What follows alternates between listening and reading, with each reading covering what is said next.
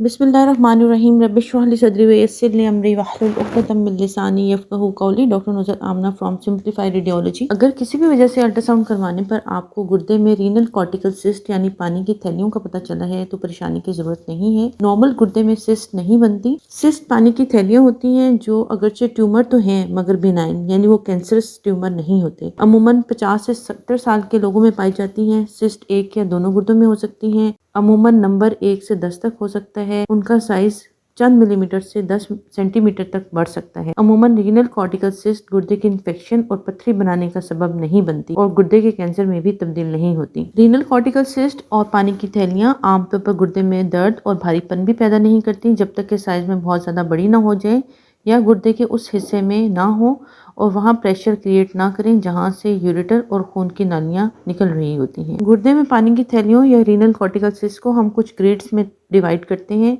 जैसे Bosnia grade 1 simple cyst. ये पतली दीवारों वाली सिस्ट होती हैं जिनमें कोई सेप्टा या डेब्रिस नहीं होता। इस बारे में कोई फिक्रमंद होने की जरूरत नहीं है। ग्रेड 2 सिस्ट यानी वो सिस्ट जिनकी दीवारें निस्बतन मोटी होती हैं और इनके दरमियान बारीक सेप्टा यानी दीवारें पाई जाती हैं। मामूली सा डेब्रिस यानी सख्त मटेरियल होता है। इस सिस्ट को 6 मंथली फॉलोअप की जरूरत है। अगर अचानक इस सिस्ट का साइज बढ़ जाए या सेप्टा और डेब्रिस की मिकदार ज्यादा हो जाए तो कंट्रास्ट एनहांस सीटी कराने की जरूरत है। इसके बाद आते हैं टाइप 3 सिस्ट या कॉम्प्लेक्स सिस्ट यानी वो सिस्ट जिनकी दीवारें मोटी होती हैं।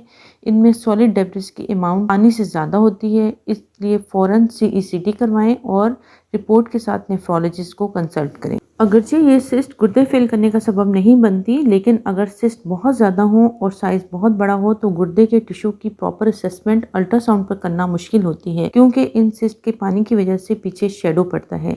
इसलिए RFTs कराना बहुत ज़रूरी है ताकि अगर गुर्दे की फंक्शनिंग में कोई अर्ली चेंज आ रही हो तो बर वक्त इलाज किया जा सके। रीनल कॉर्टिकल सिस्ट के अलावा एक और तरह की सिस्ट होती हैं जिनको autosomal dominant polycystic kidney disease कहा जाता है। ये एक मौरूसी बीमारी है जिसमें दोनों गुर्दों में बेतहाशा बड़ी सिस्ट पाई जाती हैं। गुर्दे का साइज बहुत ज्यादा बढ़ जाता है। सिस्ट का नंबर 20 से 30 तक भी हो सकते हैं। गुर्दे का फंक्शन डिस्टर्ब होता है। खानदान के दूसरे लोगों में भी सिस्ट पाई जाती हैं। इस तरह की सिस्ट गुर्दे फेल करने का सबब बन सकती हैं, इसलिए फौरी तौर पर नेफ्रोलॉजिस्ट को कंसल्ट करना जरूरी है ताकि मुनासिब बर वक्त इलाज कराया जा सके।